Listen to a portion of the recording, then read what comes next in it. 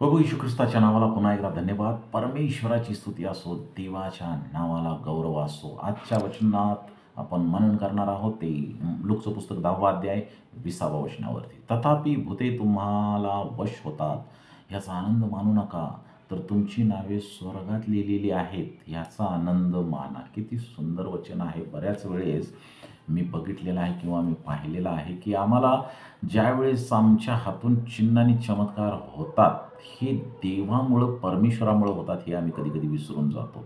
आम्हाला असं वाटतं की माझ्यामध्ये आता सामर्थ्य आहे आणि मी सर्व काही गोष्टी करत आहे, मी परमेश्वराजवळ प्रार्थना करत आहे आणि मग परमेश्वर माझी प्रार्थना ऐकत आहे. परंतु इनफॅक्ट खरी बाब अशी आहे की परमेश्वर तुमच्याद्वारे कार्य करत आहे. मोशेद्वारे परमेश्वरानं इस्रायल लोकांना कनान देशापर्यंत घेऊन गेला. तिथून पुढं जो यहोशुवा आहे त्यानं जबाबदारी घेतली आणि यहोशुवाद्वारे परमेश्वर इस्रायलांना कनान देशामध्ये, वचन दिलेल्या देशामध्ये घेऊन गेला. त्याचा अर्थ असा नव्हता की मोशे आणि यहोशुवा त्यांना कनान देशामध्ये घेऊन गेले. त्याचा अर्थ हा होता की परमेश्वर होता जो त्यांना त्या मोशे आणि यहोशुवाच्या मार्फत कनान देशामध्ये घेऊन गेला होता.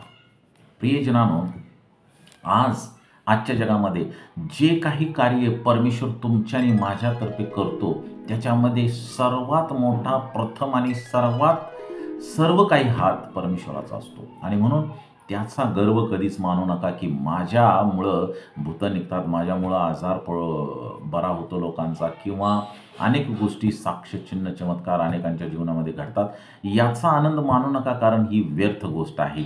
जर आनंद मानायचा असेल तर तुमची नावं स्वर्गात लिहिलेली आहेत, याच्याबद्दल आनंद माना.